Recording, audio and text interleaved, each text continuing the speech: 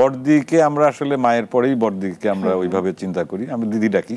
Even আমরা প্রত্যেকটা ভাই বোন ওই দিদির বাড়িতে কিছু না কিছু দিন বা পড়ালেখার কোনো না একটা সময় আমরা পার করেছি বড় বোনের বাড়িতে, রাজবাড়িতে।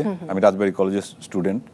আমার দুলাভাই আর কি, জামাইবাবু, উনি ছিলেন বেলগাছি আলিমুজ্জামান স্কুলের আর কি হেড টিচার, ওনার বাড়িতে। এবং খুব অদ্ভুত একটা পরিবেশ। তা আমি দেখতাম আমার সেই ভগ্নিপতি, উনি খুব সৎ একজন উনিও শিক্ষক।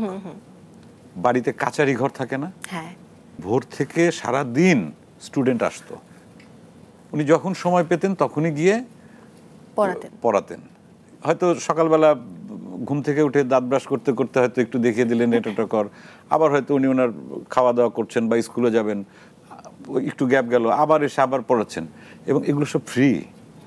কারো সামর্থ্য থাকলে কোনো স্টুডেন্ট তাকে টাকা দিত যার যতটুকু, এবং দরিদ্র মেধাবী যে ছাত্রছাত্রী তাদেরকে উনি ফ্রি পড়াতেন। তো এর চোখের সামনে এগুলো দেখে দেখে আসলে বড় হওয়া। তা এই বোনদের সঙ্গে আমাদের সম্পর্কটাই হচ্ছে, বড় বোন যেমন আমাদের কাছে মায়ের মতো, আমাদের সন্তান হিসেবে মানুষ করেছেন, সেই সঙ্গে তাদের যে আত্মিক সম্পর্ক একজন আরেকজনের জন্য। আমার মনে হয় যে আমি যদি কোনো বিপদে পড়ি, আমার কোনো একটা অ্যাক্সিডেন্টে আমার চোখ দুটো হয়তো আমি হারালাম, আমার বোধহয় 5টা বোনের 5 জনই বলবে যে আমি চোখ দিয়ে দেবো।